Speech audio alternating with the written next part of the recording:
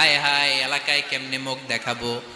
লজ্জায় পড়ে মারিয়াম আলাইহিস সালাম এলাকা থেকে চলে গেলেন। কি অবাক করে কাণ্ড, বাচ্চা ভূমিষ্ঠ হওয়ার জন্য, বড় হওয়ার জন্য 6 মাস 7 মাস লাগে নাই, পেটে বাচ্চা আসার সাথে সাথে বাচ্চাটারে বড় করে দিয়েছে কে?